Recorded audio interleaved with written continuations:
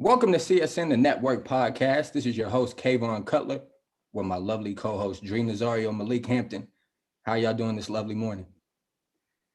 I'm good, man.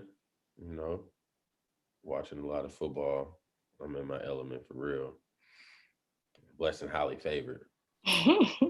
Blessed and highly favored, brother. How you doing? I'm blessed. You know, it's a big, like he said, it's been a big weekend full of football events. You know, shout out to little bro, Derek. They got a big win yesterday against Clemson University. You know, it's been years since they beat a top 10 team in the nation. So, you know, that's huge. So I'm great, you know, because it's football season. I'm talking to y'all, and one of our very own just played a great game yesterday, man. 6 total tackles. And again, a win against the top 10 team in the nation, man. It's beautiful, man. Shout out to Derek. Shout out to the family. Speaking of Charleston's very own, you know, we have one of the GOATs here with us today. We have another special guest. You know, when you mention Jay Will, Randy Moss, A. Dobb, Perry, you got to mention him. You know what I mean? When you think of the D'Antoni brothers, when you think of Jerry West, now you got to think of the Elmore family. You know what I mean? His game is phenomenal. He's like Steve Nash, Steph Curry mixed. Mr. Conference USA right here. I say Mr. Conference USA because he's Conference USA's all-time leading points and assist leader. Mr. John Elmore, y'all. How you doing this morning, bro? What's going on, man? Thank y'all for having me. I've been tuned into some of y'all's podcasts. The Dobson one that just dropped was dope. So blessed to be here, man. Appreciate y'all, and thank you for having me on. No, absolutely, man. Like I said, you know, like I told you through VFX, you know, you were one of my favorite hoopers coming up. So it's only right that we get you on the podcast, man, so you can share your story. You know, not too many people get to see you outside of TBT when you do your thing during the summer. So I just felt it was right to just give you the platform to share your story and just talk about some of the things you went through, and you know, maybe we could help some of the youngins that are coming up and trying to do exactly what you're doing. So, you know, with that said, let's get straight into it, man. You know, my first question to you, John, you know, and I've been watching you since you were a young kid, man. You've been uh, always been a great shooter. You know, you developed into a great playmaker, just a great all-around basketball player, man. My first question to you is, when did you decide to start taking basketball serious, because you knew you had the opportunity to have a future in basketball? So when did it click for you to start taking the sport serious? It would have been, I think, like middle school was when I really like locked in and was like, hey, this is what I want to do. You know, you always hear those horror stories about parents forcing their kids in the gym or forcing them to do this and that. So I got to credit my family, just my support system, for being in, like, just being there for me. You know, it was always, hey, if you want to go to the gym, we'll be there for you. We'll be there with you. We'll rebound. We'll do whatever. We'll give you every possible opportunity that we can to put you in a successful position. So I got to give them credit for doing that for me, because without them, none of this would have ever been possible. But back to it, it was just one of those things. Like, I always loved hoop. I always worked at it. I always loved to play. But I think middle school, early in high school, it was like, look, I can really do this. This is something I'm passionate about. This is something I want to pursue. So it just made me grind that much harder, work that much harder. Couldn't really jump. I wasn't really that quick, but I grinded, worked on my body, and kept getting better and better. But you know, it's just that passion and that fire in me that makes me want to do it every day. Absolutely, man. Thank you for that. Thank you for that answer, man. What you got, Dree, baby? John, you spoke a little bit about your family. For the people that don't know, you come from a basketball family. Can you touch on that a little bit more? Yeah. So crazy story, Malik. You might remember this a little bit. So my grandpa played at West Virginia. My dad played at VMI. My brother played. My grandpa would be at South Charleston Middle School every day before school started. So I think we started at 8:45, something like that. my grandpa would be parked outside the basketball courts. For y'all, everybody know there's 3 courts out there, and he would have this old rusty ball in his car, and I would get there every morning. We would play pickup before school, or I'd be working on my game, or he'd call me over to talk about some skill development stuff or something like that. So that's just, I mean, that's the type of family I got. You know, he had a job, he worked, but every day before middle school, it was like, hey, I'm gonna be here if you need me. And Malik, I think you were there. Sometimes we play football out there. We'd shoot, do whatever. But that's just the system I got. My dad played, got drafted to the NBA out of college. He ended up going to law school. Ott, most of y'all know Ott. Ott played, went on scholarship, Division I. So, you know, having those people around you that have that passion and that fire, it fuels you, because it's somebody like, yeah, we have conversations about life and family and all that, but basketball is huge to us. I mean, I check in my dad every game over here overseas. He watches and we talk, and he's trying to break down film with me. I'm like, Dad, chill. I know I played bad. Like, relax. But you know, it's a blessing at the end of the day. No, absolutely, man. That's just a testament to you all's work ethic, man. You know, I had no idea. I never heard that, bro. So, you know, just before middle school, you know, you would have the opportunity to do it. We all went to South Charleston. You know, we're one of the latest starting schools in the county. We started school at 8:45. So that was awesome. That was lovely, man. You got to sleep in a little bit. Yeah. Man, we used to be in full-blown sweats before school, man. Like, bro, out there hooping 32. We might play pickup. Like, it don't matter. It just depends on how many people was out there for real, man. Yeah, I remember them days, man. Every single morning in line either, because I was, you know, I didn't ride the bus to school, you know what I'm saying? Like, I rode it maybe a couple of times. So I was there early as well, you know what I'm saying? And that was partially the reason too, like, you know what I'm saying? My mom's had work early, but I wanted to be there anyway, you know what I'm saying? I knew we was going to get it in before school. So yeah, I remember them days for sure, man. I mean, it was really crazy. We were going into school like drenched in sweat. Like, who does that? Like, Nobody. Looking back, I'm like, yo, I probably stunk. Like, man, I got dirt on my hands everywhere. But it's man. Something we love to play, man. That's how we were raised growing up in Charleston, South Charleston. Like, you got to grind to make it out of the city, out of the state, man. Like, we get so disrespected because we're small time. We're not the hoop state or whatever. Like, we got to go out and take what's ours. You know what I'm saying? And that was the mentality. That's a fact, man. Yeah, and I guess my question is, John, he's the same age as my brother Markel, you know what I'm saying? And I'm the same age as Ott, you know, and coming up, you know, we used to play AAU, man, you know what I'm saying? I played for the Bombers. John was a Wildcat, you know what I'm saying? And, your pops, he had 2 teams, you know what I'm saying? He had a team for your age group, you know what I'm saying? He had a team for Ott's age group. But my question is, do you think that helped your game a lot, man? Because like you used to play up with Ott and them, you know what I'm saying? Like you would play your game too, but you know, you would play up on the older squad too. And you know, you always held your own, you know what I'm saying? So like, do you think that helped you a lot? Like, you know, your dad making you play both ways when you was, you know, at such a young age? Oh man, 100%. And this kind of a 2-part answer, but like you said, you and Markel, like y'all don't understand like how much y'all pushed me growing up, because you were always one of the better dudes in your class. You and I, like, were 2 of the better dudes on the team.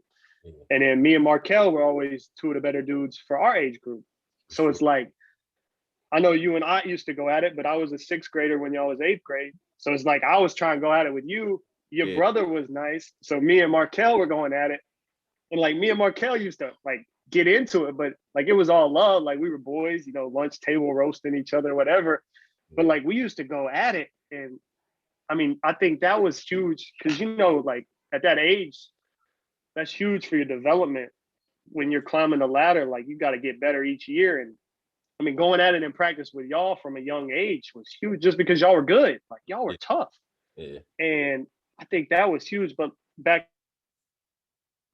to the AAU thing, I think that kind of made me who I am as a player, because when you play up 2 years, especially at a young age, when you're not that mature physically, you know, you always know how to play, but like size-wise, strength-wise, athleticism, you got to find a way to get over the top. And match up with those dudes. So I'm playing AAU on odds team. We're playing on the circuit. Coaches are out. And I got to find a way to stick out. Like, I'm 2 years younger than every one of these dudes. I can't bench press 135. And I got to find a way to be effective in a game. So I think that was huge, especially, like I said, I'm not the quickest. I'm not the most athletic. I got a lot better. I worked tail off to get there. But it was like from a young age, I was always playing at the park. Like, y'all know about Joplin. Y'all know about Shawnee, all those places. You're playing against grown men as a kid. Yeah. And if you lose the game, you're going to be sitting out several games. So it was like always from that, as a kid, I mean, that's my biggest advice is play up. Like, hey, you go to the park, you want to play against adults. I know sometimes you have trouble getting in a game, but it's like, that's who I want to play against because I know that's going to make me better in the long run, playing against older, stronger, better people, because that's what I aspire to be one day. You know what I'm saying? So like you said, I think great question, bro, because I don't talk about that a lot, but that's some of my fondest memories was playing up with my brother on his AAU team, getting my tail whooped because I was just smaller and less effective. But at the end of the day, I found a way. Man, y'all was tough too, bro. I think I only beat your brother and them like maybe twice, bro. We played so many times, you know what I'm saying? And like so many times, man. Bro, and like it would always be a battle, you know what I'm saying? Sometimes they got like when we first start playing, you know, they used to, you know, kick our ass a little bit, you know what I'm saying? But once we, you know what I'm saying, start, you know, having a little more cohesion as a team, you know, the games got tougher and tougher, you know what I'm saying? So like I probably only got like 2 wins versus y'all, but like you said, always good games, man. I enjoy playing y'all a lot, man. And I guess another question I got before I pass it back again, you know, like you said, you being so young, you know what I'm saying, at a disadvantage, you know what I'm saying, playing up with us and stuff. Like, did your pops and your grandpa, did they preach fundamentals to you like early? Like, is that what, you know, is that what carried your game at such a young age? I feel like it was, bro, you know what I'm saying? Because like you said, you wasn't the quickest or the fastest, but you could always shoot, you know what I'm saying? You could always get to a spot. You know what I'm saying? You could always, you know, still be efficient, even, you know what I'm saying, with like athletic, you know, deficiencies like that. You know what I'm saying?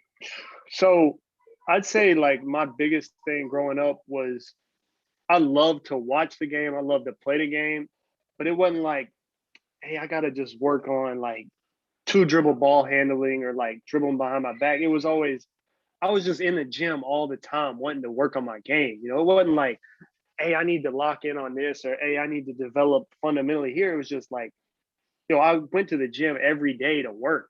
And it wasn't like one thing stood out over the other. It was just, hey, I'm in the gym. I love this. Like, this is where I want to be.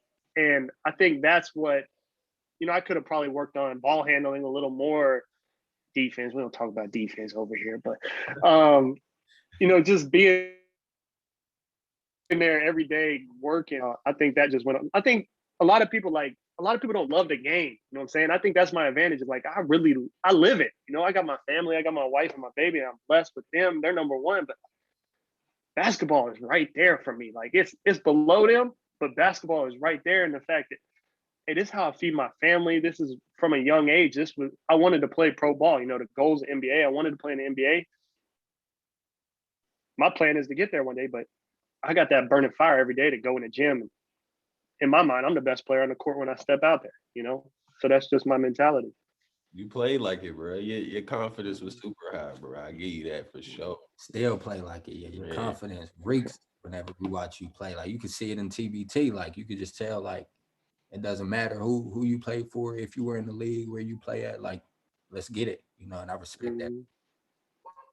You spoke on your brother and your father and your grandfather being, some of the guys that played integral roles in your development.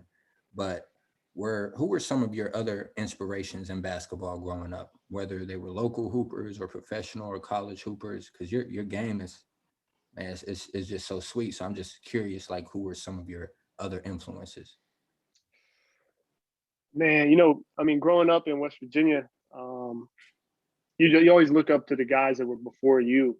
I mean, you could say Jerry West, but shoot, I wasn't alive really. You say Jason Williams, I was still young.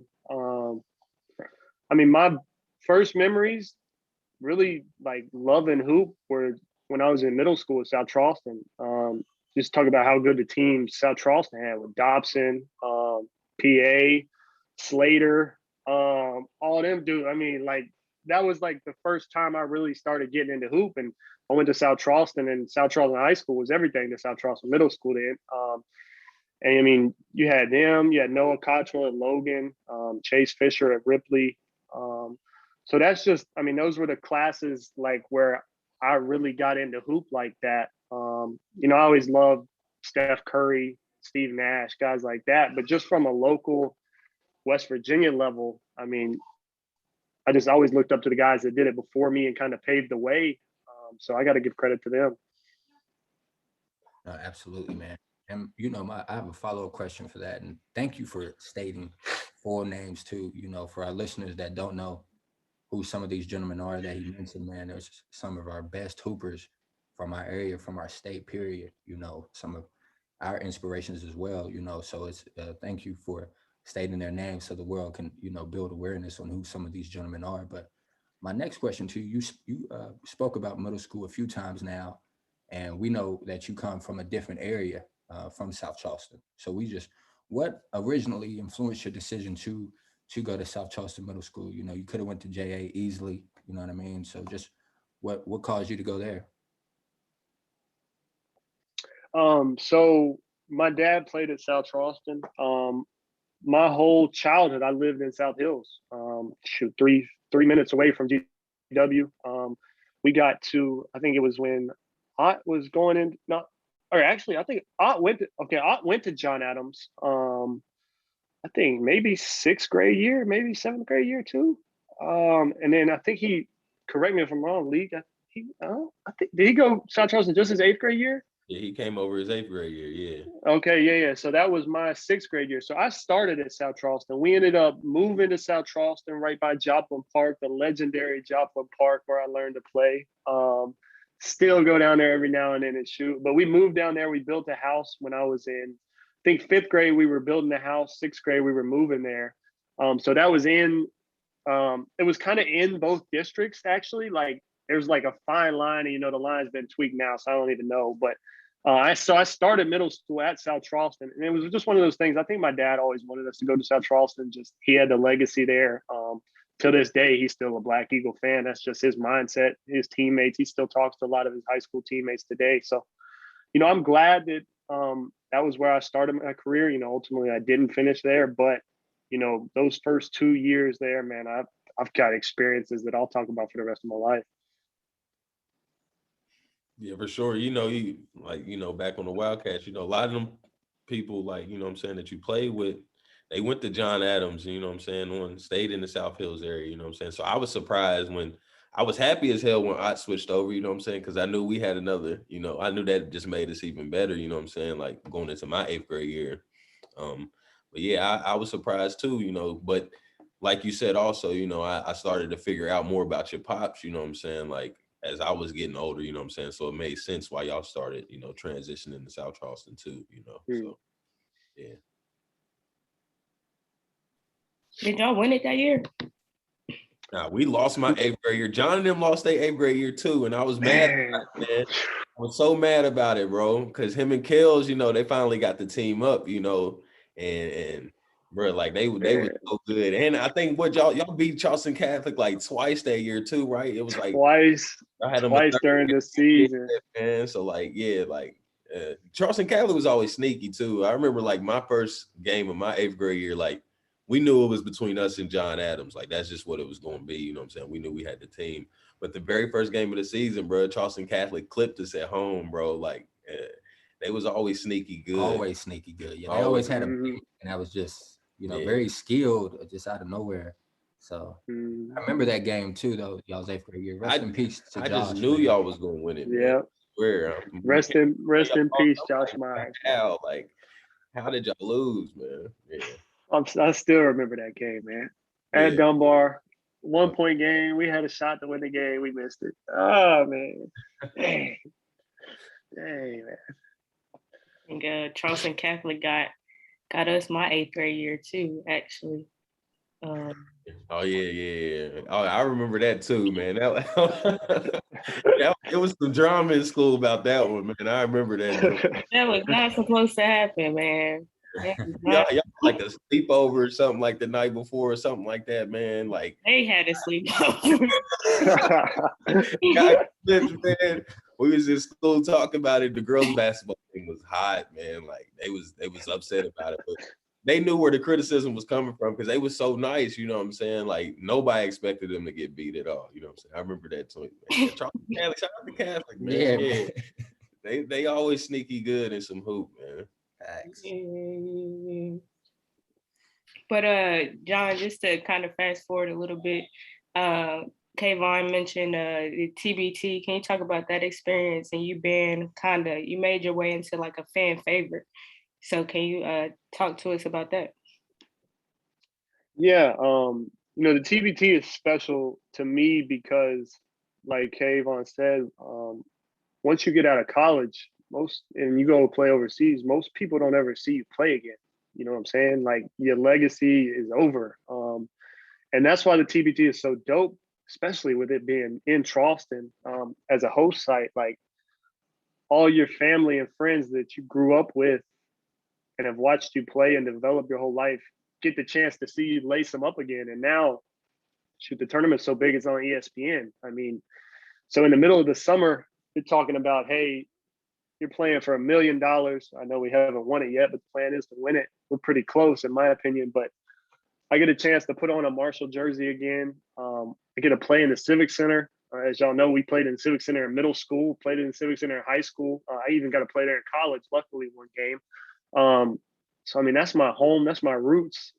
And I get a chance to play at the highest level, in my opinion. I mean, the basketball in the TBT is just as good as the majority you'll see overseas. So just having a chance, especially my family, my aunt plays, my dad coaches, Stevie Browning and I were roommates in college. So just all those things that play into it. And you got the chance to maybe win $1 million at the end of the day. That's one of my favorite basketball events I've ever participated in. Yeah, that thing is super dope. It's super dope. It's a crazy atmosphere. I know you got to play against ISO Joe. How was that for you? Man, that was probably like the dopest moment / experience in my basketball career. You know, guys play against LeBron, guys play against Kobe. I haven't played against anybody at that level ISO Joe, probably a Hall of Famer at the end of the day. Probably. So just getting to go out there and compete, be on the same court as a guy with that type of legacy. You know, I think he had 20, he had like 30 something, but at half, I think I had 20. He might have had about 20. So we were going at it. So, that's something I'm going to tell my kids one day is like, yo, yeah, ISO Joe posted me up and hit me with a fadeaway, but I cleared out the top of the key and hit ISO Joe with a hesitation, pull up 3. So it's like we traded buckets. So at the end of my career, that'll be one of the high points was going shot for shot with Joe Johnson. ISO Joe, man. ISO Joe is special, man. Special. Yeah. Taking it, not to bounce around too much, John, but I just really want to fully get the timeline proper, with your story. You touched on it. You went to South Charleston. Your father is a South Charleston legend. So you went to South Charleston Middle School, went to South Charleston High School, but then I want to say after your sophomore year, you transferred. Mm-hmm. And I want to say you transferred to a prep school in North Carolina. Yep.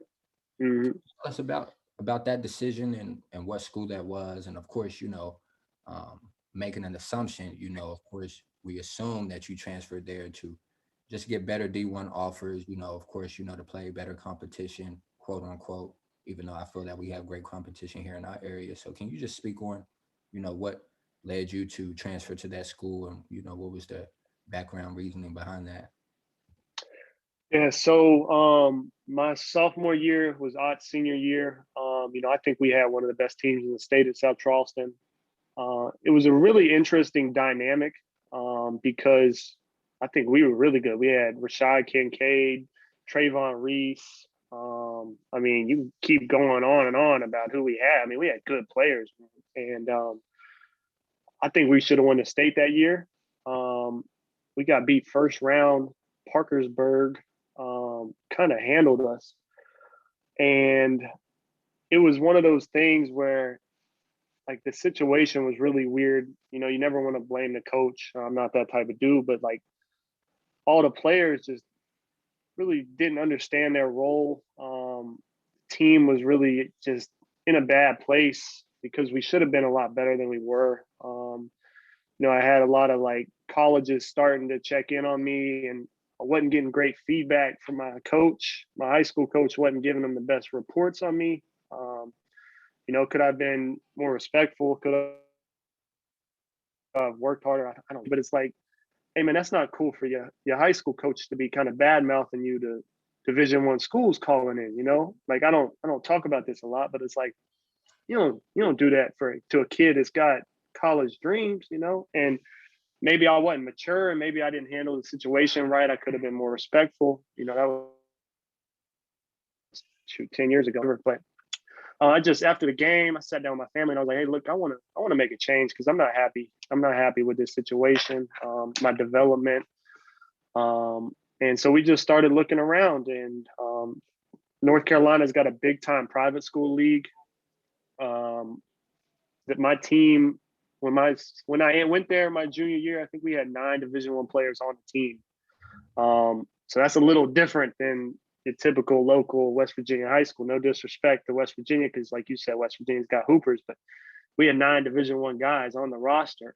So I ended up going there. I did a lot of research, prep schools, Huntington Prep. I ended up going to Christ School in North Carolina. For those of you that aren't familiar, some dudes that went there, all 3 Plumlee brothers went there. In my first week and a half I was there, our open gyms, we had Ole Miss in the gym, Tennessee in the gym. My coach was good friends with Roy Williams in North Carolina. He had 2 players on the current roster at Duke. So it's like, it almost seemed like a no-brainer because I didn't think I was getting the exposure that I wanted / felt like I deserved in West Virginia, just because, as y'all know, there's so many dudes that don't get that just because of where we grow up. So I went that route. Ended up finishing my high school career with like 24 Division I offers. Did prep school help that? I think so. I think that gave me a chance to play against not only the top dudes in North Carolina, but we were also playing a pretty national schedule where a lot of coaches were in the gym daily. I mean, if you get a coach in the gym a couple of times in a season in West Virginia, that's successful. You know, we had guys, it was part of their recruiting tour was to stop at the prep schools in North Carolina. So I ended up committing to college, committed to VMI, talked on my phone. I was like, hey, man, I'm tired of all boys boarding school. I'm about to go to VMI. It's a military school. I want to come home, enjoy my last few months of my senior year before I got to go shave my head and start marching around everywhere. So it was a good experience. Do I regret it? No. But if I could go back, I think I might have stayed in West Virginia, to be honest. Wow. Yeah, a lot of people, you know, you hear a lot of stories, you know, about, you know, people who used to play sports and stuff, you know, in high school, you know what I'm saying? And a lot of people don't know, like, you know, if you're where we're from such a small state, you know what I'm saying? Like a lot of the coach inquiries, like if you're not like on a big AAU circuit or something, you know what I'm saying? A lot of the coach inquiries come straight through your coach, you know what I'm saying? Or, you know, even taking it to football, you know what I'm saying? There is no AAU football, so you got your big camps and stuff like that, you know what I'm saying? But, you know, a lot of the inquiry about you, you know what I'm saying, when you very first started comes through, you know, they hit your coach about it, you know what I'm saying?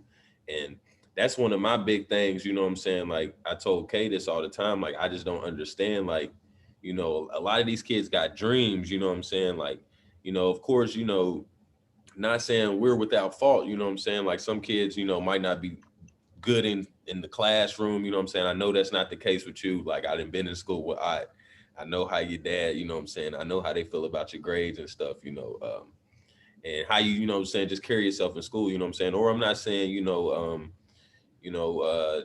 maturity levels can be bigger, you know what I'm saying, or better, not bigger, but better, you know what I'm saying? But I never really got how a coach, you know what I'm saying, could, you know that a kid has a dream, you know what I'm saying? And like, when, you know, it's his first time, like really starting to try and get out there, you know what I'm saying? Like, you don't have, you have like not, I'm not saying you got to lie about the kid, you know what I'm saying? But you know when a kid has talent, you know when a kid has dreams and aspirations, you know what I'm saying? I never really got how they could, you know, they hold so much of that, you know what I'm saying, so much of that power, how they wouldn't want to, you know, try to lift the kid up, you know what I'm saying, or try to even get their name out there, even a little more. Like that's gonna help the coach out too, you know what I'm saying? If you feeding colleges D1 players, you know what I'm saying, like, you know, they're gonna take a look at that, you know what I'm saying, as well too, you know what I'm saying? So I'm glad you spoke on that, you know what I'm saying? Like a lot of people wouldn't even have known that, John, you know what I'm saying, just based off the, you know, type of person you are, you know what I'm saying, the family you come from, you know what I'm saying, a lot of people would not know that. So I'm glad,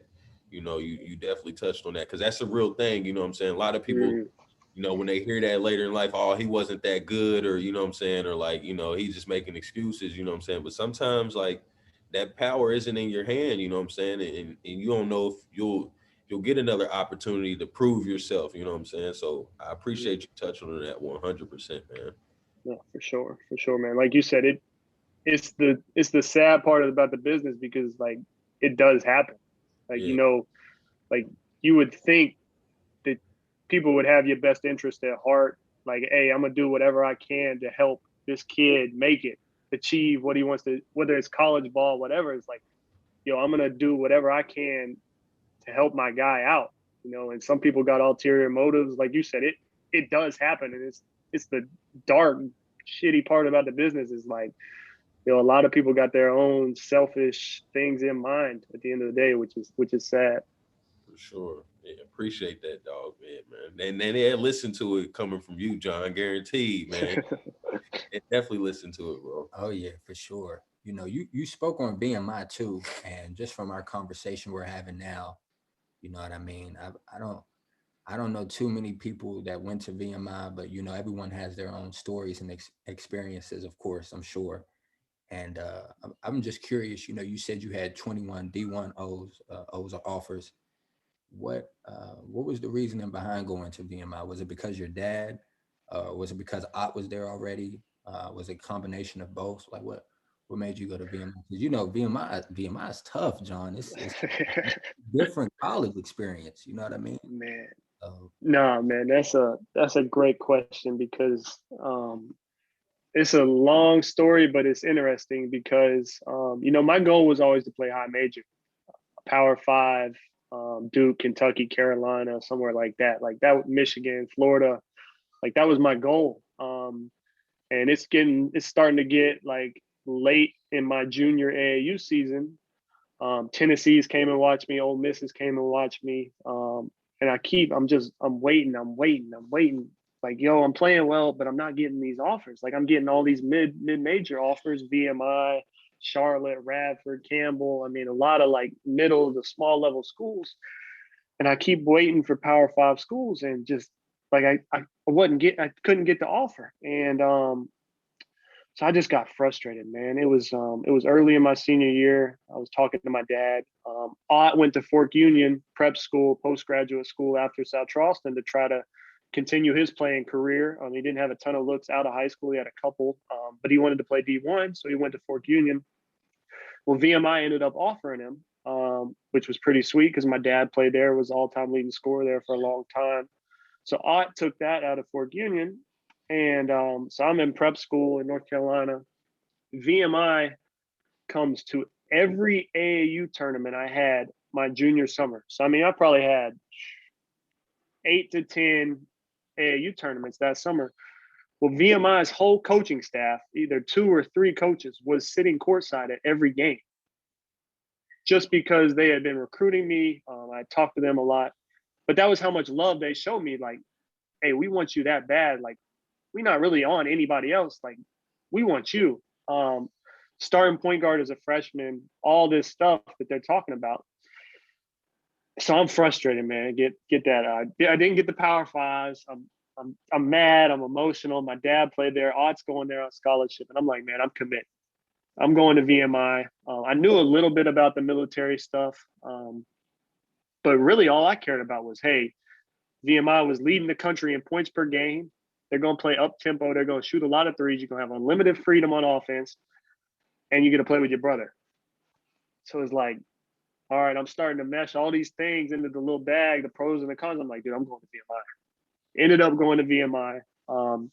My grandfather got sick 3 weeks before the first game of the season started. I'm starting point guard.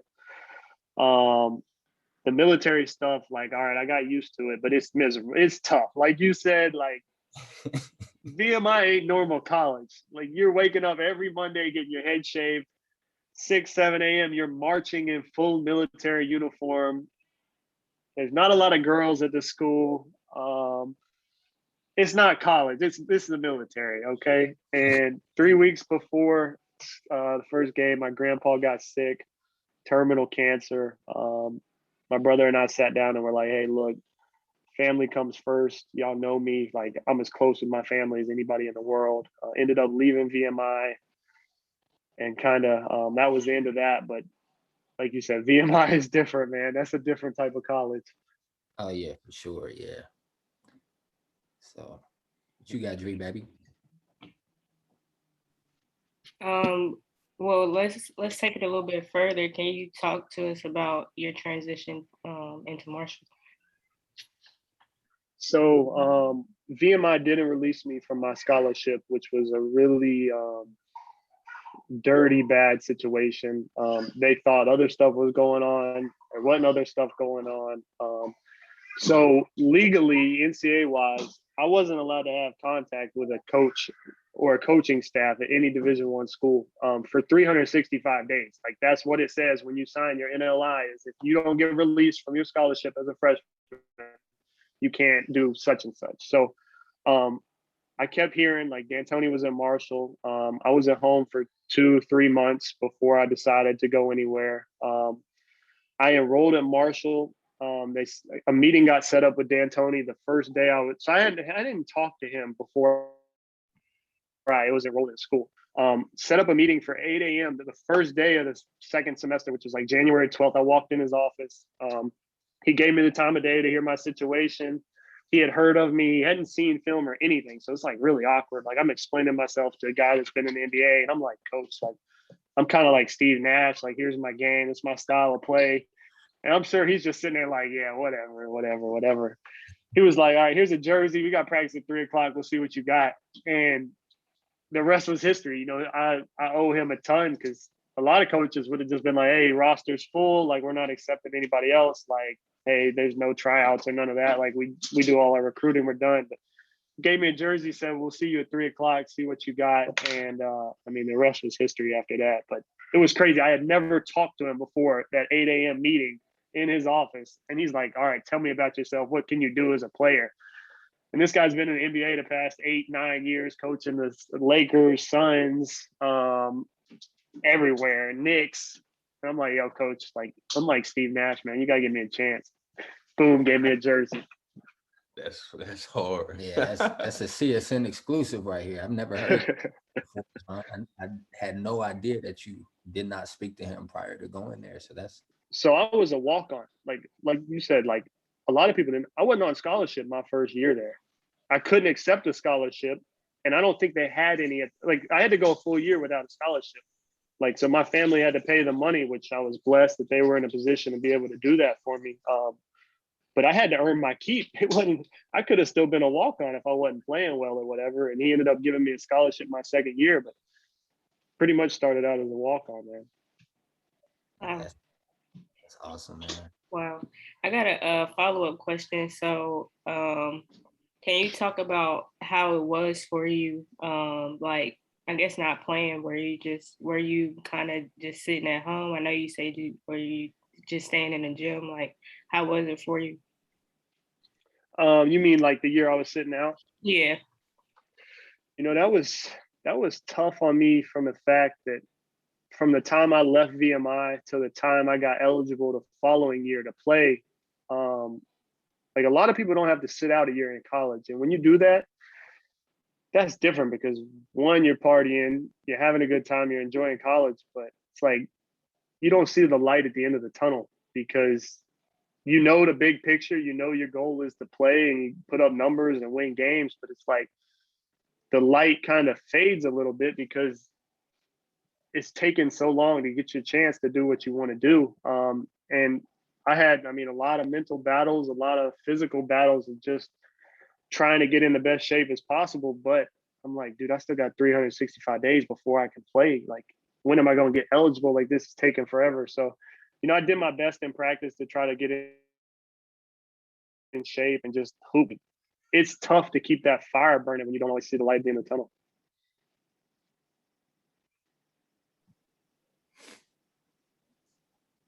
You got something late? What you got? I guess my next question would be, did you what'd you think of the competition level? Like, once you got to Conference USA, did you you would end up, dominating the way that you did, bro? Like, I mean, we all knew your game was sweet, man, but it looked like it was seamless, you know what I'm saying? You became the best player in the conference, you know what I'm saying, quickly, John, you did, not to, I'm not saying that just because you on here, bro. You did your thing at Marshall. For boy. sure. Oh my gosh. So like I think a big thing was I was always good, but I think the thing that kind of put me over the top was, one, a lot of hoopers notice, like, you got to be in the right style of play. Like, you got to be in the right system to showcase what you can do. You know what I'm saying? If I'm in a system where I got to come down, pass it to the corner, we running a flex motion offense where we're going to shoot it at the end of the shot clock and it's got to be a good shot. Like, hey, I'm probably not going to stand out that much, I was lucky enough to be in a system with Mike D'Antoni's older brother, Dan D'Antoni, where we playing like Phoenix Suns are playing with Steve Nash and Amari Stoudemire. Hey, we're going to spread the court. We're going to play up tempo. We want the first decent shot, and we're going to outscore the other team. And y'all know me, like, hey, I want to score the ball. I want to pass I want to play up tempo. Like, okay, defense, like, I got to play defense. Like, I understand that. Like, but I want to play offense. I'm a killer on that offensive end. And they put me in a pro style system from day one and said, at my freshman year, so I think I averaged 15 some as a freshman. My freshman year, the coach gave me the keys to the offense and said, look, like, go hoop. A lot of freshmen don't get that. Maybe when you're a senior, you get that, maybe. Yeah. But I'd go over during timeouts as a freshman, be like, Coach D'Antoni, like, we're not looking too good. What do you want to run? Like, shoot, John, you call it. I'll back you up. Like, how, like, dope that is to play for a coach that instills that amount of confidence in you. I mean, Gilbert, I think it was Gilbert Arenas said the other day, he said, what are you more afraid of? Are you more afraid of a pit bull or a pit bull on a leash? Of course you're more afraid of the pit bull, right? And I think that was one of the lucky things about my career is I had a coach that said, yo, go hoop, man. Do you. I know what you can do, and I believe in you. So that was a blessing, man. That is dope as hell right there, man. I ain't gonna lie to you. Like, cause basketball, like, I mean, all sports are, mental in a way, you know what I'm saying? Like, you got to have the mental capacity, or just be able to keep things under wrap. But like, I feel like basketball, like, if you think too much in basketball, like, I feel like it can, like, really throw off your game a little bit. You know what I'm saying? Like, I feel like that's one of the games, like, you truly just got to play freely. You know what I'm saying? Implement what you work on your game every day. You know what I'm saying? All the work you put in. But if you got to come down and you got to second guess a shot because, you in the system, or, you know what I'm saying? Or, the coach wants something done before you, you know what I'm saying? Like, you might have an open shot, but the coach might not like it. You know what I'm saying? Like, you don't want that in your head. You know what I'm saying? I feel like, so I think that's dope as hell, bro. Like, that he gave you keys, you know what I'm saying? Such an early age, you know what I'm saying? And I feel like you've always been that type of player too, though. You know what I'm saying? Like, even, going all the way back to your younger days, like, I feel like your pops let you play freely, you know what I'm saying? Like, even when you was a jit. So I know that probably, like you said, it was right up your alley, you know what I'm saying? That's probably why you was so successful, man. That's dope for real. And like you said, like, that was the way that I grew up playing. Like, my dad, I always played guard, point guard, whatever, had the ball. Like, my dad, like, he was the coach. So he was like, yo, go hoop. You know what I'm saying? I'm playing for my dad. I don't have to worry about nothing. Like, I get to go just play ball. Yeah, for And sure. so to be in a college system that was similar to how I've grown up my whole life, I mean, I broke all the records and yeah, that was cool. But like, yo, we won games. Like we made it to the tournament. That was the first time Marshall had done that in 31 years. Marshall had never won a game in the NCAA tournament. And we did that just because like, yo, we gotta hoop. Like it was almost like we're at the park playing pickup because you just had that freedom. There wasn't like, okay, every now and then there might be a questionable shot, but it's like, yo, my coach, he told me if I can make that shot, I can shoot it. So it's like, yo, I'm like you said, I'm not second guessing anything. I'm just hooping. Yeah. And now you in the NCAA tournament playing against lottery picks, and you just get a hoop and do what you've done your whole life. And like, it was so sweet, man. Yeah, that's dope, man. Yeah, you was definitely pulling up from deep when you was a kid. You man, y'all was pulling up. I used to be like, damn, man, if I had that in my game, I might really show. Y'all was on y'all Steph Curry, Jimmer Fredette vibes, like way early. Like Yeah, this is Yeah. back yeah, before we even seen Jimmer Fredette or Steph. Honestly. 100%. Right? And hold on, the funniest thing about the Wildcats, bro. I know I keep talking about it, bro, but like y'all used to have the reversible jerseys, bro. You remember that? Reversible joints, bro. So like, bro, you coming out there playing them, you know what I'm saying? Like, they don't look like it's not like the size or anything. Ain't nothing going to like intimidate you about these guys. They just know how to hoop, bro. Like they was just so good, you know what I'm saying? Like, yeah, I miss them days, bro, for real, man. We used to have the best looking jerseys and all types of stuff, you know what I'm saying? Really couldn't beat that, man.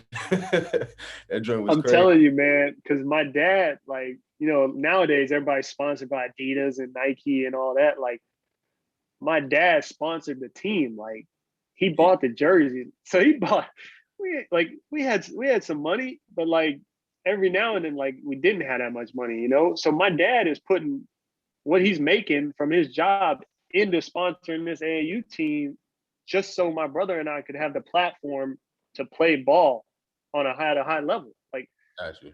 I mean, so that's why I'm so thankful to them is for putting me in that position and making those sacrifices. But like, we have reversible jerseys. Like majority of us couldn't dunk in layup lines. Like we looking down at other teams, we got dudes doing windmills, 360s. And the game started, we coming out trying to bust ass. Like that's just the way I was raised, man. Yeah, that joint. People don't know that AAU circuit is crazy, man. Especially when you start getting out there, man. Like, it's a lot of familiar faces, man. Man, kids dunking in the 6th grade, you know what I'm saying? Like throwing it off the backboard types, you know what I'm saying? It's crazy out there, man. But yeah, I miss those days, bro. Those are like some of my fondest memories too, bro. Those are good days, man. Yeah. But yeah, John, just to piggyback on, because you had mentioned averaging 15 your freshman year, you averaged 15 points and 6 assists your freshman year. So just to give our listeners, our full background on what he did at Marshall University, his career average was 20 assists and 20 points with 6 assists per game. That was his career average at Marshall. I would say, just looking statistically, man, his junior and senior year, he went crazy. And your junior year is when y'all made the tournament, correct? Or was that your senior year? My junior, yep. Yeah, your junior year, you averaged 23 and 7. That was just to give y'all background when Steph is my current favorite player. My all-time favorite player is Kobe Bryant. The first MVP Steph won, he averaged 23 and 7. So just to give you perspective on like the numbers bro was putting up, like those are very notable numbers, you know what I mean? So take us through that just real fast, man. That experience of playing in the NCAA tournament and representing for the city, because we're split here back at home. You got households that's Marshall or you got households that's WU. So what was it like to just really have the platform to really put on for the city and really showcase your talents? It was dope because that's most kids' dreams is to play in March Madness, be the Cinderella team. I mean, like you said, we grew up Steph Curry, Jimmer. You can go back to Adam Williams. I mean, the VCU teams. I mean, throwback to all those George Mason. I mean, you go back to all those little Cinderella stories. You know what I'm saying? And that was always my dream, was to make a run in the tournament. We only won one game, but still, man, that's a hell of an accomplishment for a school that's never done it before. So, we won the conference tournament. That was the only way we were going to get in. We had a solid regular season. But most mid-majors, if you don't win that conference tournament, your season's over. So we won the conference tournament, got matched up with Wichita, which State had a good team. They were top 25 all year long. Landry Shamet, as y'all see in the NBA now, had a good team. And we got hot. We got hot at the right time. So crazy story after we ended up getting beat by West Virginia. That was my end of my junior year. I was talking to my pops. I'm like, Dad, like, I think I'm done, like, with Marshall. Like, I either want to go pro or like I got to move on. Like, I've done all that I can do. Like, my goal is NBA. I had some NBA workouts, and I was graduating that summer. So I was like, in my head, I'm like, dude, like, I can't do any more at Marshall. You see what I'm saying? Like, we just accomplished everything that was possible. Like, if I go back and I don't have a good season, they're probably gonna act like I'm not as good or whatever. So like, I started hearing from all these Power 5 schools that like I dreamed about playing at. I mean, I'm not gonna name the names, but every Power 5 school in the country was starting to like inquire. And at the end of the day, I was like, man, like, I'm going back to Marshall. This is where I grew up. This coach gave me a shot. This is where I'm from, man. Like you said, you either West Virginia fan or you a Marshall fan. And that's a place I'm gonna go back to for the rest of my life. That's home. And if I would have transferred or something like that, like, it wouldn't have been the same. It wouldn't have the same effect. So now I go back, I'll take my kids back, take my wife back. Like, that's home to me. But I almost left, man, but I'm glad I didn't. I got a 2-part question for that then, you know what I'm saying, before we get, into your pro career. I had actually thought, you know what I'm saying, that you was going to transfer out, you know what I'm saying? I seen how, good you was doing. I'm like, bro, gotta be like, looking at, bigger schools. I know they're inquiring about him because he's going crazy in the Conference USA. So my question to you is, do you think do you think that held you back as far as like when we speak on NBA? Of course, you're a pro player now, you know what I'm saying, but you think that you would have had a better shot at going straight to the league, you know what I'm saying, if you would have transferred to one of those Power 5 schools? Because like, as a freshman, 15-6, somebody that's quote unquote ranked with ESPN, you know what I'm saying, like 15-6 is enough for them to look at potential and be like, oh, he gonna be something, you know what I'm saying? They can leave, you know what I'm saying? Like, for you to just keep getting better and better, you know what I'm saying, and ultimately didn't, go straight into the league, you know what I'm saying? Like, we know you can hold your own versus anybody, bro. Like, we know you know how to hoop, you know what I'm saying? Do you think a Power 5 school would have did that? You think they kind of looked down on, you know what I'm saying, like Conference USA not being a Power 5? I think from an NBA perspective, I think, like you said, if I would have been doing that at a Power 5, putting up those type of numbers, I think the narrative would have been a little different. But was I going to be in a system at a Power 5 that was going to showcase me like that, where I would have the ball, where I'm playing up tempo, where I'm getting to play my style? You know what I'm saying? Like, a lot of dudes go to these Power 5s that are dogs. Some are starting, some are playing limited minutes, or some are playing and aren't putting up numbers. It's like, yeah, that's dope that it's a Power 5, but it's like, if you would have gone to a mid-major, like, imagine what you would have been doing. You know what I'm saying? So I think a lot of people get caught up in the size of the school rather than the fit/system/role you're going into. So could it have been different for me if I would have transferred my senior year? Maybe I would have gone somewhere where I would have just hooped in the ACC or the Big 10 or the Big 12, and it would have changed my life. But, my senior year wasn't as good as my junior year, but I still had NBA scouts come to games. I still was getting evaluated. I still had opportunities. Could I have played better in certain moments? Yeah. Could they have maybe evaluated a little bit better when I played? Well, yeah. But I don't regret it at all, because the legacy I left there, it's 45 minutes from home. My dad and mom came to every game. You know what I'm saying? I met my wife at Marshall. Like, I proposed on senior night. Like, that place is so special to me, just from my first 3. Well, I was really there 4 years before my senior year where I had to sit out. Like, I could have left, but that place held such a strong spot in my heart and the legacy that I was able to leave there. Like, I don't regret it at all. Like, when I was making the decision, I'm like, man, I might get halfway in the season and be like, damn, why did I do that? Like, I should have left. Like, it was never like that. It was always, hey, I made up my mind. Like, this is where I want to be. If I make it to the league, cool. But this is the spot that gave me my start. So this is where I'm going to finish. Yes. Did you have I thought you said you had a 2-part question. Do you have a follow-up for me? No, that's it. Got you. Just real quick, John, before we transfer to your professional career, one of our fan questions, and I just want to get this out there real fast. What was your favorite game or moment that you had playing at Marshall University? For our listeners, we're talking about, when we keep mentioning Marshall, we're talking about the University of Marshall that's here in Huntington, West Virginia. So what was your favorite game or moment, or, that you were involved in at Marshall University? I would say Conference USA tournament, we're playing Western Kentucky. And Mike D'Antoni and the whole Houston Rockets staff is in Dallas because they play in the Mavericks the next night. They got there the night before. They are all sitting courtside at the conference championship game. We're playing Western. And I went off. It was one of those nights. I'm hitting step back, fadeaways, 30 feet. This is just my night. You know what I'm saying? You throw up a hook shot and it probably would have went in. And that was the first time Marshall had made the dance in 31 years. We had beat a top 25 team a couple of days earlier before the tournament. So we had the momentum. And like y'all know, like conference tournament is usually 3 games in 3 days or 3 games in 4 days. Like that's a battle. Like that's a journey that you gotta get. The teams get hot. You see those teams make those runs in the tournament all the time. They get hot at the right time. And we got hot at the right time. The game got close. They had a floater. Dude was wide open, had a floater, sit on the rim, go in, and pop out.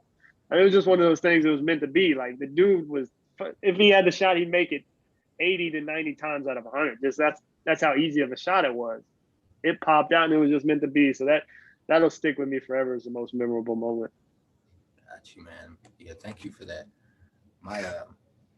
My next question for you is, what league do you play in overseas, and who do you play for, and how can people watch you play? I know you and I spoke about it on the side, so I'm aware, but can you educate our listeners on where you play and who you play for, and what resources do they need to have or allocate to have the resources to be able to watch you play? So I'm playing in Lithuania right now. It's called the LKL. It's a pretty good league. I was in Hungary last year. It's a step up for me career-wise because, my goal is to make it to the league, the NBA. But if I don't make it to the NBA, I want to make it to Euro League and keep climbing the ladder. So this is a great place for me because it could be a really big launch platform for my career. My team is called Šiauliai, Siauliai, in Lithuania. Streaming wise, it's really tough for people in the US to watch it because most of the time it's only streamed in Europe, and most of the time the US doesn't have access to it. There are some websites like me and you talked about that you can find it. Usually like on Eurobasket.com or stuff like that, they might have access to it, but I'm not gonna lie, it's tough to watch some of the games just because of the 7-hour time difference and a lot of like the streaming rights in Europe. It's kind of crazy, man. They have a lot of U.S. players, but like it's really hard to watch the game in the U.S. Yeah, man. And John, I just want to tell you, because again, we spoke about this on the side, but our listeners may be unaware. John is in season right now, so we just so happen to catch him on an off day. So we just want to get that out there. I know I told you through text, and I told you at the beginning, but I want to thank you again for just taking the time out for us. But how's preseason and everything been going for you? I know you dropped 21 and 6 the other day, doing your thing, and just want to throw that out there. But like, how's everything going? How's the transition over there going so far, being in Lithuania? It's been good. We're 3 games into the season. We had a good preseason. But overseas is a grind, man. It's a different animal. You're 7 hours ahead. Your family is your mom and dad, your brothers and sisters, your best friends you grew up with your whole life. Like they're not here. You know what I'm saying? I'm blessed because I have my wife and my daughter here with me. So that's somebody to speak English with and enjoy time. And that's my family. But it's tough. Like, it's an everyday battle, and you got to remember why you're doing it, because like, hey, a lot of people don't want to do this / can't do it because it's so different. But I'm blessed because I get the opportunity to play basketball for a living. Like, hey, my job is to go to the gym and get buckets. So, I'm gonna keep pursuing it, but it's a different animal over here. I'm not gonna lie, man. You got late. I don't really got nothing else, man. I got a fun question for you, John. Who's the better shooter, you or I? Oh. All right, I'm gonna do this. Spot shots, like catch and shoot, I'm gonna go Ott. But if we like anything off the dribble, he's not seeing me. He's not seeing me off the dribble. But catch and shoot, I'm gonna give that to him. Word. That's humble of you, bro. I definitely has a ratchet off the catch and shoot aspect for sure. So just to say that, because he still got it, like TBT showed. So no, man, that's very, very humble of you. Speaking of TBT, just with your current situation, are you going to be able to play in TBT again? Is that something you're interested in doing? 100%. I talked to the TBT management a few weeks ago, and I think there's a really good chance it's going to be back in Charleston, which, like we talked about earlier, that's such a dope event for the city and the state, especially showcasing Marshall and West Virginia on the national stage. So the plan is to do that again. Haven't started. We usually kind of give the guys that played last year, they get kind of the first choice if they want to play again, and then we got to form a roster after that. So we're gonna wait and see what happens with that. But no, I'm excited for that because that's such a dope event, man. Especially playing back in Charleston.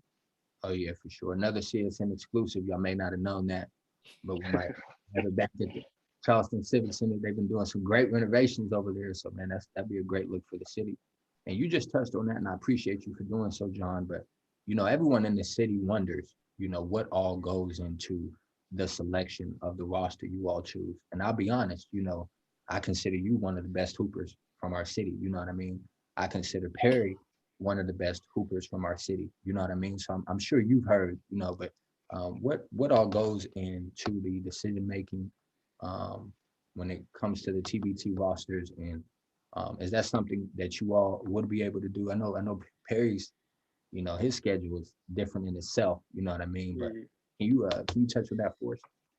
Yeah, man, great question. Because a lot of people ask me about it. A lot of people get mad about it. Like, it's kind of crazy. Like, it's like a lot of people care about it, which is dope. But it's like everybody be mad at me. But here's kind of the breakdown of it.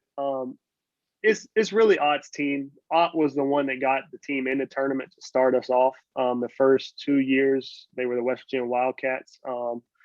Ott became good friends with the management. Like, one of the main reasons it's in Charleston is because like Ott was the one that kind of helped him out.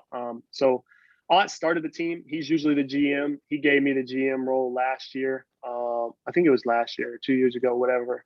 And so we became an alumni team for Marshall because we always had a lot of alumni. We always had Ryan Taylor, Stevie Browning, myself, Ott. And so we went the alumni direction because a lot of people don't know it. Like, the TBT costs a lot of money to put a team in because, especially say you're doing a training camp. All right, we've got 10 dudes. Well, let's say 5 of them are coming from out of town. Well, then you're paying for 5 flights round trip, which y'all know flights ain't cheap. Then you're paying for 6-7 nights of hotel rooms for the players, which ain't cheap. Then you're paying for the food for every player, however many meals for those days that you're doing the training camp. So we became a Marshall alumni team. Marshall alums donated a lot of money to help fund the team because, like I was saying, a lot of money goes into it if you're going to put a good team together. Like, so we did the Marshall alumni thing.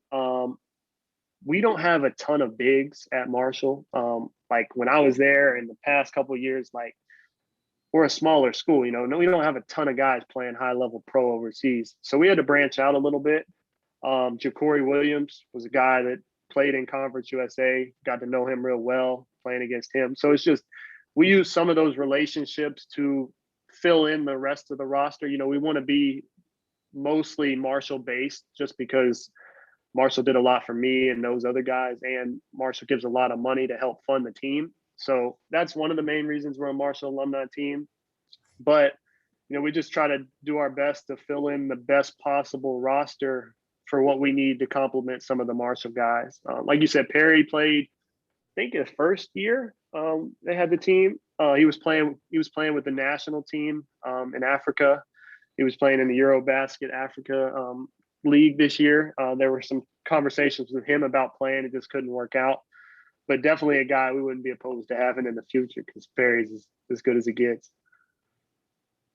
Yeah, man. Thank you for that. You know, I just wanted to kind of, you know, quiet down some of the, you know, rumblings on social media because I knew it was so much deeper than what, you know, people make it seem like, you know, we just start a team and, you know, we could just get the Bo Kings and the Billy D's and, you know what I mean? And shout out to them. You know, I'm sure, you know, we would, you know, y'all would love to do so, but that makes sense what you just explained. Like it's a Marshall University alumni team, you know what I mean? So you kind of have to cater to those that came through the pipeline, you know, really put that blood and sweat in through the program. So yeah, we definitely appreciate you clearing that up, man. Because like I said, you know, we got, and like you mentioned, you know, we have some great hoopers here in our city, here in our hometown. And, you know, people just wonder, like, you know, man, if it was me, you know, I would have asked or, you know, I would have put such and such on the roster. And so thank you for clearing that up, that which is, you know, one of the points of having our platform, you know, just to, like I said, share stories, share experiences, but also clear the air on things. So thank you for that, man. No, you're right because like you said, a lot of dudes want to play. Like it's a dope event to be a part of. Yeah. But at the end of the day, like, and we get 10 roster spots. I get one, my brother gets one, Stevie gets one. He's been on the team from day one. You know what I'm saying? Like the Marshall guys, like we got to set aside spots for them. And then we got to add bigs that fit how we want to play. We want to play up tempo. We got to have lob guys. We got to have dudes that can Stretch the floor. stretch the floor. So it's like we got to factor in all these things to try to create the best roster possible. And it's like, yo, I've had Marshall alumni like mad at me because it's like, oh, we get 10 spots. Like I can't add everybody, you know? So it's like, I just try to do my best, the best that I can to put the best team on the floor. Whether people are mad at me or not, I can't worry too much about it because, you know, I try to think I know what's best. You know, some people think they know what's best, you know, but you know, it's a tough situation because you can't make everybody happy at the end of the day. But, you know, I try not to let that affect how sweet of an event it is, though. Yeah, absolutely, man. Opinions vary.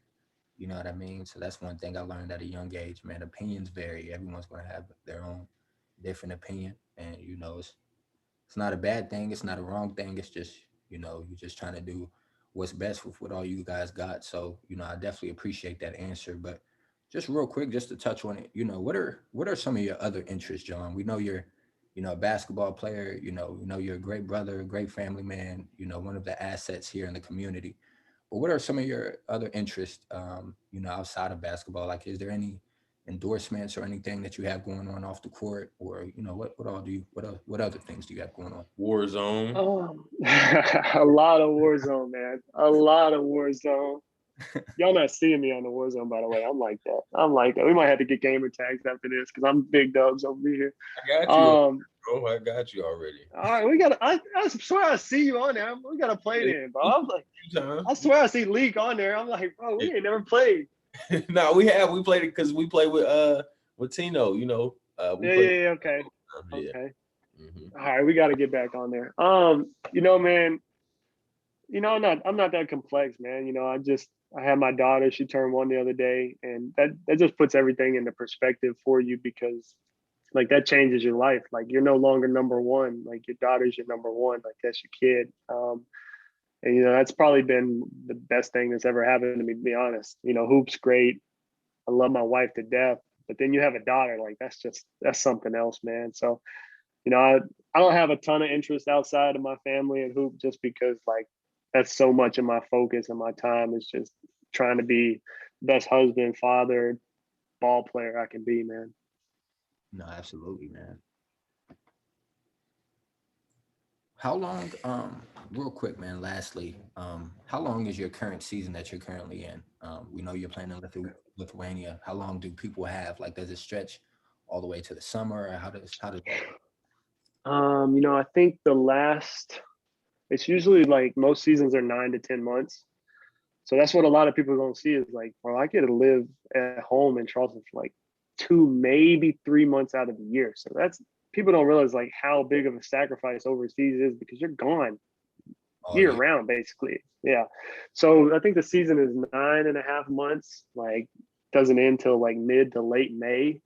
So then I try to catch the first flight out after the season and enjoy the summer at home with my people. But it's a year round grind, man. You gotta love it, and you gotta have that big picture, that fire burning to stay with it. But I enjoy it. Yeah, man. Well, um, closing out here, man, we always like to give people their flowers, whenever we have them on their platform. And, I know I've been raving about you and spoke highly about you this whole episode, but just to give the people background, I'm older than John by a couple years. You know what I mean? I remember John in high school when he used to hit people with the fake spin on the baseline. Like John been that dude to me. And I always felt like we had a good rapport, which is why I felt comfortable coming up to you at Adelphia's, and I just very open with you, like, hey man, we're starting this podcast, man, where we're honoring our legends, and we want to give people the platform to share their stories. So I would love to have you on. And before he even saw the logo, before he even saw the vision, before we released anything, he was like, man, just let me know anytime. So I just want to tell you, you're a very humble guy. You've always been cool. Markel, man, so many people that love you, bro. You know what I mean? And like I told you through text, I look forward to getting to know you better, which we definitely got the opportunity to do here. And man, you're, like I said, you're a great person. A great family man. I respect your brother, your father, and all that you've all done over the years. And I just want to sincerely say thank you for joining us here at CSN the Network Podcast, and just sharing your story with us and just telling us about Marshall, and going back, not to dwell on the past, but talking about middle school and G Dub and South Charleston and the prep school, where I hope the youngers are listening. You know what I mean? If you feel like you're not getting the most out of your opportunity playing at an area school, like, yeah, we want you to of course hold it down and represent your city. But if you have a better opportunity somewhere, please do not hesitate, because we come from a tough place. Times are changing now, John. Of course, these youngins are, getting more O's than what we were when we were when I was in school. Mhm. Y'all were in school when Dree was in school. It's different times now. But you touched on something, great. And I appreciate your honesty, because some people go through that with coaches in our area. Let's just be frank, their coach may not be selling them how the coach should be selling them. So kids, don't hesitate. If you don't force a situation just because your friends there, or your girlfriend's there, or your brother and your cousins and your uncle and your dad went to this high school. Like, no, if you have a better opportunity somewhere, and you have the vision that you can see that this will help better position me to have more offers, more D1 offers, better D2 offers, whatever your end goal is, man, don't hesitate. So thank you for the gems, John, for the CSN exclusives. And man, God bless you, bro. Thank you, man.